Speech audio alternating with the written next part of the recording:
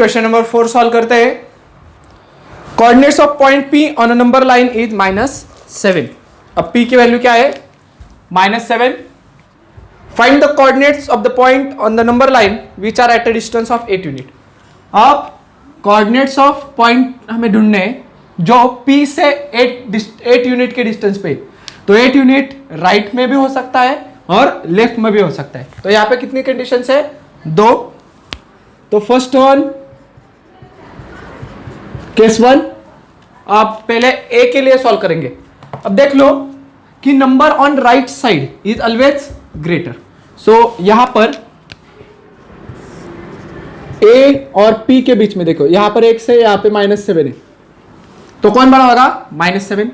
So -7 is greater than x। So distance a, b is equal to -7 minus x। -7 minus x रहेगा। अब distance AP देख लो कितना है? 8 unit है, तो यहां पर लिख दिया 8 यूनिट, -7 माइनस x।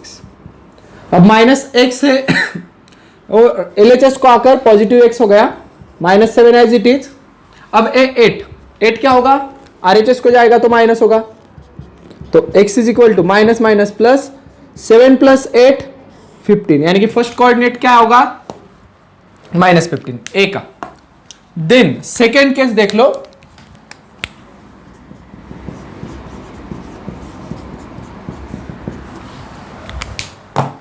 अब P और B का देख लो, A होगा P और A होगा B। P की वैल्यू है -7, B की वैल्यू लिख दी है हमने y। अब number on right side is always greater than left, so y is greater than -7। So greater से स्मॉलर माइनस करना है। डिस्टेंस अब P भी आएगा, P, B is equal to y -7। इसकी वैल्यू आ गई y -+7। अब डिस्टेंस P भी देख लो, P भी कितना डिस्टेंस है? 8। y as it is, 8 as it is, +7 है, LHS को आकर माइनस हो गया, y इज इक्वल टू 8 - 7 1। ये हो गया हमारे का आंसर 2। x की वैल्यू -15 और y की वैल्यू 1। तो दो कोऑर्डिनेट्स कौन से होंगे? देख लो क्या पूछा था, find the coordinates of point. So the coordinates of points are -15 and 1। Okay, ये हो गया हमारा क्वेश्चन नंबर 4। अब क्वेश्चन नंबर 5 की तरफ जाते हैं। इफ a' b' c है, तो पहले फिगर निकालता हूं। a यहां पर है, a b और c। अब उसमें AC की वैल्यू दी है 17, तो पूरा AC कितना है? 17। BC की वैल्यू दी है 6.5। हमें AB की वैल्यू फाइंड आउट करने। तो हमेशा याद रखना, जो पूरा सेगमेंट होगा, बड़ा segment, small plus small is equal to large, ये फॉर्मूला हमने सीखा है। तो क्या आएगा? पूरा लार्ज क्या है? AC। दो पार्ट्स कौन से? AB प्लस BC, तो A, B plus distance B, C। अब AC की पूरी वैल्यू देख लो कितने है? 17। AB की हमें फाइंड आउट करनी है, plus 6.5। Distance A, B as it is रखा, 17 minus 6.5। Distance A, B is equal to 17 में से 6 माइनस कर दो, क्या आएगा आंसर? 11। और 11 में से अगेन हाफ कट कर दो, तो क्या आएगा? 10.5। ये होगा क्वेश्चन नंबर 5 का फर्स्ट एग्जांपल। देन अब सेकेंड एग्जांपल सॉल्व करते हैं। यहां पे करता हूं मैं, P' Q' R दिया है, PQ की वैल्यू दी है, QR की वैल्यू दी है, और PR हमें फाइंड आउट करना है। तो PQ और QR की वैल्यू देख लो क्या है? 3.4 एंड 5.7। तो पहले डायग्राम निकालना है। PQR। अब PQ की वैल्यू देख लो कितनी है? 3.4। QR की वैल्यू कितनी है देख लो? 5.7। PR यानी कि सबसे बड़ा पोर्शन निकलना है। तो same formula, larger part that is distance p comma r is equal to smaller part plus smaller plus P Q plus Q R. अब पी क्यू कितना है 3.4, क्यू आर कितना है 5.7, एडिशन कर दो 9.1। ये हो गए हमारे 5 का सेकेंड क्वेश्चन भी पूरा। लिख के ले लो इतना, वापस हम 6 7 सॉल्व करेंगे। अब हम क्वेश्चन नंबर 6 और 7 सॉल्व करेंगे। अब 6th वन देखो, सिमिलर टू 4th है, जैसा 4th है वैसा ही है। Coordinates of point A is on the line is 1, A की वैल्यू है 1। What are the coordinates of point on the number line. अब कोऑर्डिनेट्स क्या होंगे नंबर लाइन पे, which are at a distance of 7 unit from A. A के ऐसे distance उनका कितना होगा 7। तो अब 7 राइट में भी हो सकता है और 7 लेफ्ट में भी हो सकता है।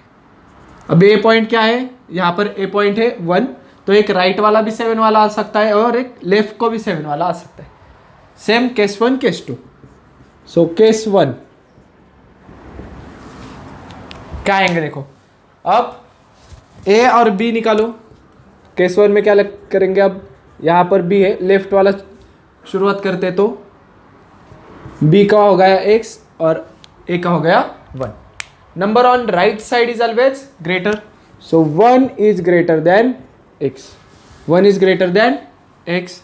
सो distance a comma b is equal to 1 minus x। अब डिस्टेंस ए बी कितना होगा देख लो, ए बी कितना होगा 7, तो 7 is equal to 1 minus x. Then minus x है, एल एच एस को आ गया प्लस हो गया, 1 एज इट इज जगह पर ए 7 है प्लस है, आर एच एस को जाएगा तो माइनस हो जाएगा, तो 1 माइनस 7 कितना आएगा -6। ये हो गया हमारा फर्स्ट कोऑर्डिनेट। अब सेकेंड केस देखते हैं, केस सेकेंड, उसकी डायग्राम निकालेंगे।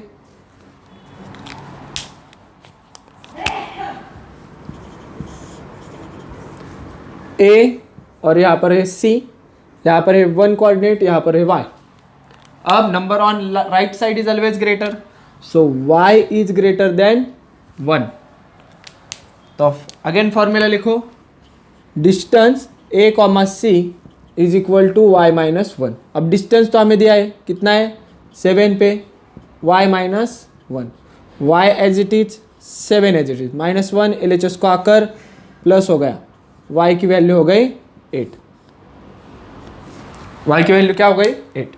ये दोनों एक कोऑर्डिनेट्स हमें मिल गए, तो क्या होंगे coordinates at a distance of 7, the coordinates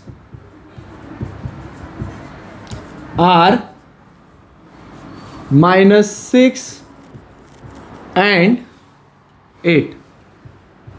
ये हो गया हमारा क्वेश्चन नंबर 6 पूरा। अब 7 में देख लो क्या है हमारे, right the following statement in conditional form. अब कंडीशनल फॉर्म नहीं तो कंडीशनल स्टेटमेंट क्या होता है, इफ एंड देन का। तो हमें इस सारे एग्जाम्पल्स को इफ एंड देन में कन्वर्ट करना है। तो देख लो कैसे करेंगे। First one is every rhombus is a square. अब क्या है rhombus, first factor is 2 elements रहेंगे, first is rhombus and second is square. तो यहाँ कैसे लिखेंगे देख लो, if a quadrilateral, if a quadrilateral is rhombus, then it is square. If a quadrilateral is rhombus, then it is a square. ये हो गया हमारा फर्स्ट स्टेटमेंट का, every rhombus is a square का। अब सेकेंड की तरफ जाते हैं। सेकेंड क्या दिया है, angles in a linear pair are supplementary. Angles in a linear pair are supplementary. तो पहली पेयर है linear pair, first element, second one is supplementary. तो पहले के आगे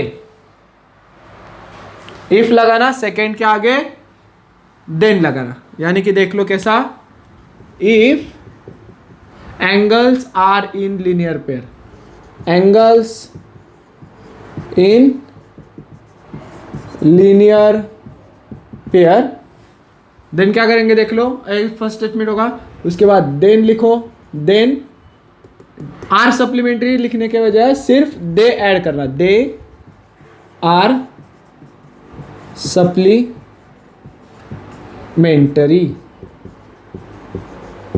okay, if angles are in linear pair then they are supplementary. इतना easy है. Then a triangle is form by 3 segment. First element triangle, second element 3 segment. तो क्या लिखेंगे देखो, इफ फिगर इज ट्रायंगल, क्या है, फिगर ट्रायंगल होगी, then it is form by 3 segments. अगर ट्रायंगल रहेगा तो कितने सेगमेंट से बना होगा, 3. Next one, last, a number having only 2 divisors is called prime number. तो पहला क्या है, नंबर हैविंग ओनली 2 डिवाइजर्स, और सेकेंड एलिमेंट है प्राइम नंबर. तो फर्स्ट वन क्या आगे लिखेंगे, if a number having only 2 divisors, then it is a prime number. अगर 2 ही डिवाइजर्स हो गए तो प्राइम नंबर होगा. लिख के ले लो ये. तो हम क्वेश्चन नंबर 8 सॉल्व करेंगे. Write the converse of each of the following statement. अब क्या दिया है देखो, if the sum of measure of angle in a figure is 180. अगर sum of angle of measure in a figure is 180 रहेगा, then the figure is triangle. तो converse यानी कि क्या, देख लो. अब यहां इफ एंड देन को मैंने ब्लैक से लिखा है, बाकी सब ब्लू. तो सिंपल है, इतना सिंपल है कि देख लो, देन का जो आगे वाला हिस्सा है वो इफ के जगह जोड़ना, यानी कि ए सेकेंड एलिमेंट है, फर्स्ट एलिमेंट, तो सेकेंड को फर्स्ट कर दो, फर्स्ट को सेकेंड कर दो, इतना ही साथ. यानी कि इफ लिखा, ओके. देन अगर हमने इफ लिखा, उसके बाद क्या करेंगे, देन का आगे वाला हिस्सा लिखेंगे, if the figure is triangle, figure is triangle. हो गया ये पूरा हिस्सा खत्म. इफ के बाद क्या लिखते हैं हम, देन. सेकेंड एलिमेंट लिखा, देन लिखो, फर्स्ट एलिमेंट लिखो, the sum of measure of angles in a figure is 180. बहुत ही आसान है कॉन्वर्स. देन की जगह सेकेंड एलिमेंट फर्स्ट पे लिखो, फर्स्ट की एलिमेंट सेकेंड पे लिखो. अब थोड़ा चेंज करता हूं, देख लो. जैसे कि यहाँ पे अब ये इफ अपने जगह पर रहेगा, इफ एंड देन की जगह नहीं बदलती, सिर्फ एलिमेंट की जगह बदलती है. इफ लिखा, ए नहीं लिखूंगा, ऐसे फर्स्ट एलिमेंट है जो कॉन्वर्स में सेकेंड हो जाएगा और सेकेंड फर्स्ट होगा. तो if they are complement of each other, तो क्या, they are means angles. So if angles are complement of each other, second element लिख दिया. अब देन लिखो वापस, और फर्स्ट एलिमेंट लिखेंगे the sum of the measure of 2 triangles angles. यहां पे एक गलती हो गई थी लिखने में. The sum of measure of 2 angles is 90. The sum of 2 angles is 90। बहुत ही आसान है। अगेन इफ लिखो एंड देन लिखो। अब मुझे इतनी जगह में बिठाऊंगा मैं, इसलिए डायरेक्टली लिखा सेकेंड एलिमेंट फर्स्ट में, तो सेकेंड एलिमेंट चालू होगा इधर से। If the corresponding angles form by the transversal of two lines are congruent, corresponding angles congruent रहेंगे तो लाइन्स पैरेलल होगी, ऐसा है। अब इसके उल्टा, if the lines are parallel the corresponding are congruent, ऐसे। इफ लिखा, सेकेंड एलिमेंट लिखो, if two lines are parallel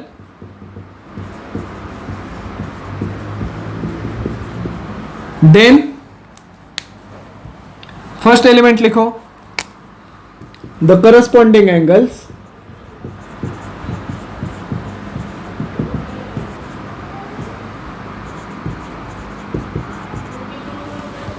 formed by the transversal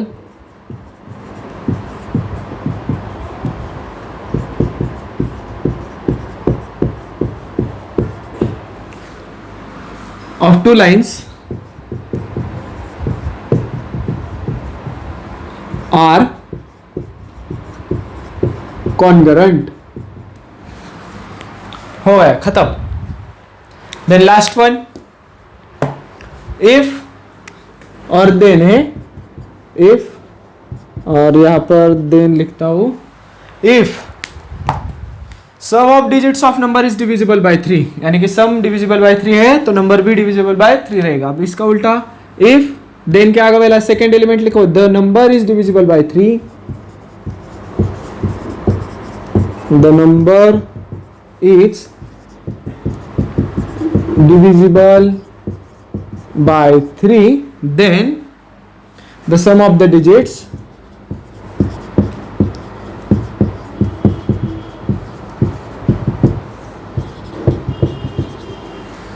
of number is also divisible by 3। तो लिख के ले लो पूरा क्वेश्चन नंबर 8। अब क्वेश्चन नंबर 9 सॉल्व करेंगे।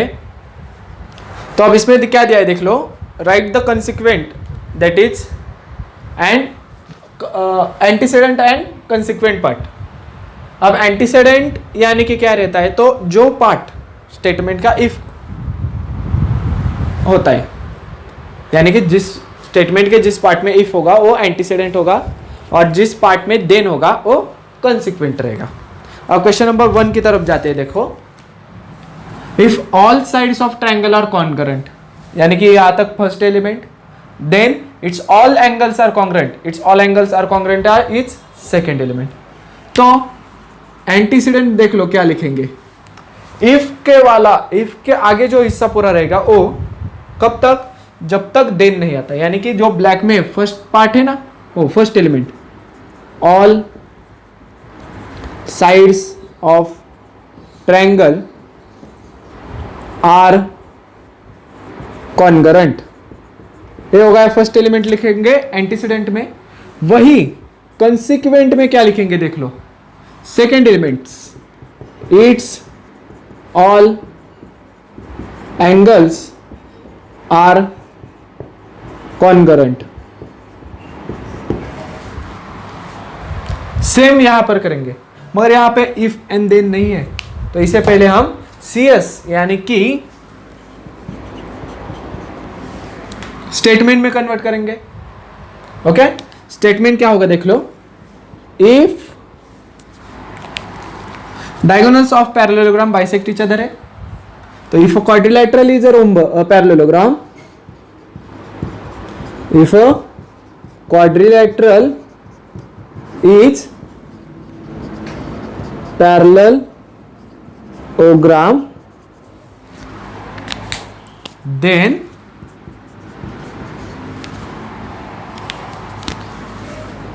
diagonals bisect each other, diagonals bisect each other।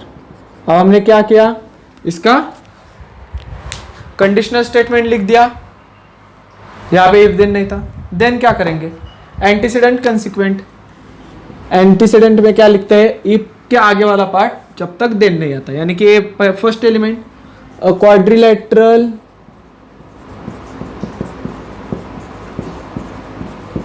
Is parallelogram and consequent देख लो क्या है, diagonals bisect each other, diagonals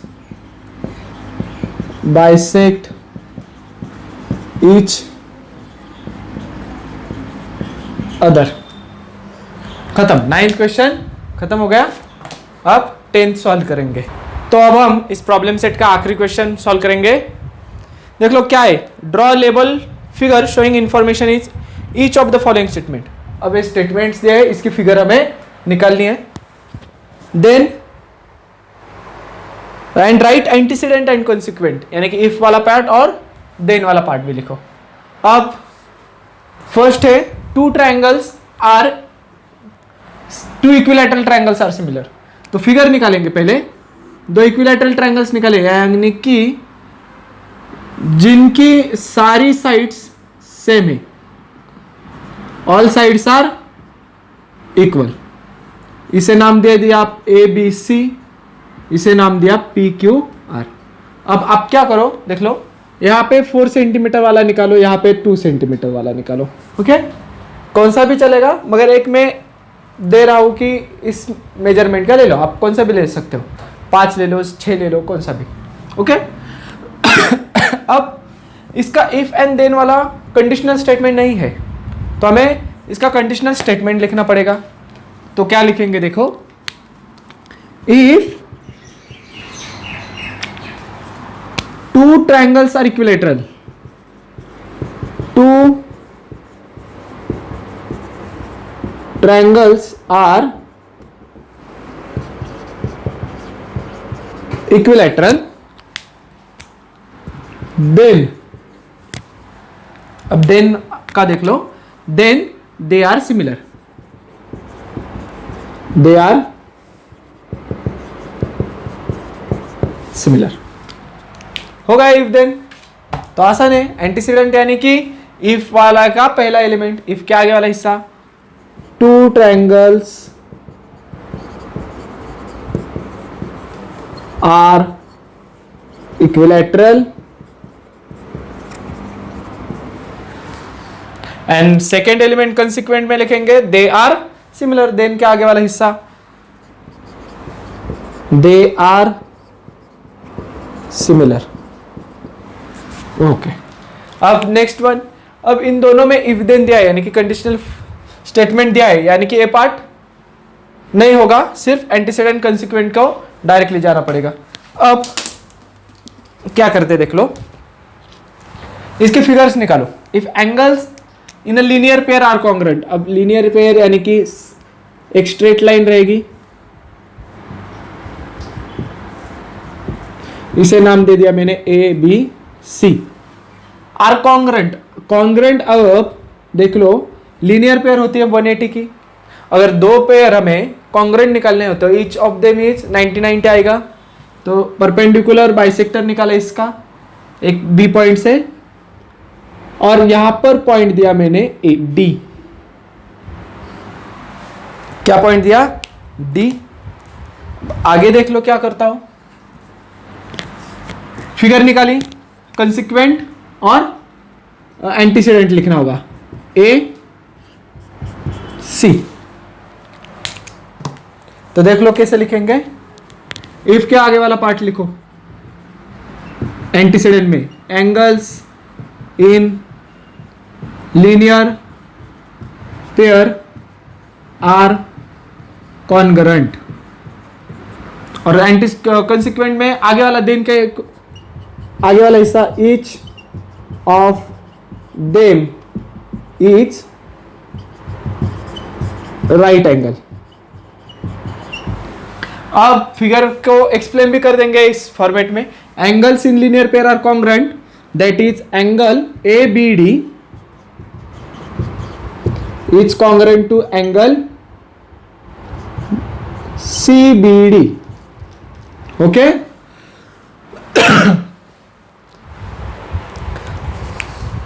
next consequent में लिखेंगे each of them is right angle, तो angle ABD is equal to angle CBD is equal to 90 degree. ये दोनों को हमने एक्सप्लेन कर दिया। अब जाएंगे थर्ड वन के पास, इसकी फिगर निकालेंगे। If altitude drawn on two sides of a triangle are congruent. अब क्या करेंगे, पहले देख लो, पहले तो ट्रायंगल निकालेंगे। इसे नाम दे दिया A, इसे नाम दे दिया B, इसे नाम दे दिया C। उसके आगे अल्टीट्यूड निकालेंगे। अब AC पॉइंट से मैंने यहां पर एक अल्टीट्यूड निकाला, B पॉइंट से यहां पर अल्टीट्यूड निकाला, और ये दोनों अल्टीट्यूड क्या है, इक्वल है।